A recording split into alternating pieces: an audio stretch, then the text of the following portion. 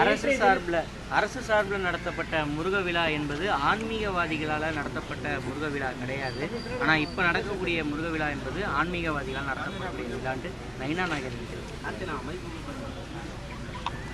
ஆந்திராவில் இருக்கின்ற பவன் கல்யாணுக்கும் தமிழ்நாட்டிற்கும் என்ன சம்பந்தம்? உத்தரப்பிரதேசத்தில் இருக்கின்ற யோகிநாத்துக்கும் தமிழ்நாட்டுக்கும் என்ன சம்பந்தம்? ஒரு அரசியல் சார்ந்து அரசியல் நிலப்பாடோடு இந்து சமய அறநிலையத்துறை என்பது அறம் சார்ந்த ஒரு துறை. அறம் என்றாலே அதில் ஒழுக்க நெறியை போதிப்பது தான் அறத்திற்குண்டான பணி. திருக்கோயில்கள் அந்த காலத்தில் கோயில் இல்லாத ஊரிலே குளமில்லாத ஊரிலே குடியேற வேண்டாம் என்பார்கள், மனிதனை ஒழுக்கப்படுத்துவது.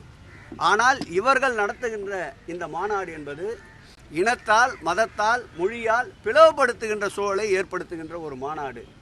ஆகவே துறையினுடைய கடமை ஆன்மீகத்தை இந்து சமய அறநிலையத்துறையின் சார்பில் ஆன்மீகம் சார்ந்து வருகின்ற பக்தர்களுக்கு தேவையான அடிப்படை வசதிகளை ஏற்படுத்தி தருவது, ஆன்மீகத்துள்ள நெறிகளை மக்களிடம் பக்தர்களிடம் கொண்டு சேர்த்து மேலும் அவர்களை ஆன்மீகவாதிகளாகவும் ஒழுக்கமுடையவர்களாக மாற்றுவது, இறையன்பர்களுக்கு தேவைப்படுகின்ற அனைத்து வசதிகளையும் செய்து கொடுப்பதுதான் துறையினுடைய பணி.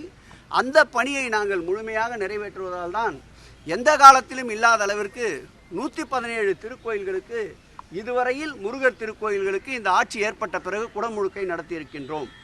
136 திருக்கோயில்களை குடமுழுக்கிற்கு திருப்பணிகளுக்கு எடுத்துக்கொண்டிருக்கின்றோம்.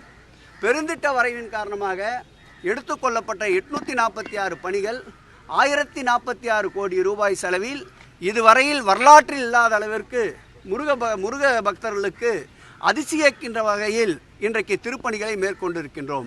பழனியிலே எடுத்துக்கொண்டால் இந்த ஆட்சி வந்த பிறகுதான் பழனியிலே குடமுழுக்கு நடத்தப்பட்டது. பழனியிலே பெருந்திட்ட வரைவின் மூலமாக 98 கோடி ரூபாய் செலவில் பணிகள் மேற்கொள்ளப்பட்டு வருகின்றன.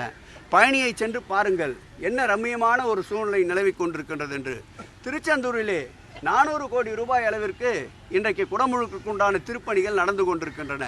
அதேபோல் முருகனுடைய முதல் படை வீடான திருப்பரங்குன்றத்திலே அடுத்த மாதம் 14/7 அன்று குடமுழுக்கு நடைபெறுகின்றது.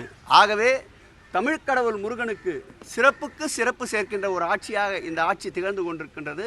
ஆகவே இது போன்ற மக்களை பிளவுபடுத்துகின்ற, இது போன்ற ஒரு சாரலை வைத்து நடத்துகின்ற இது போன்ற மாநாடுகள் தேவையற்றது என்பது எங்களுடைய கருத்து.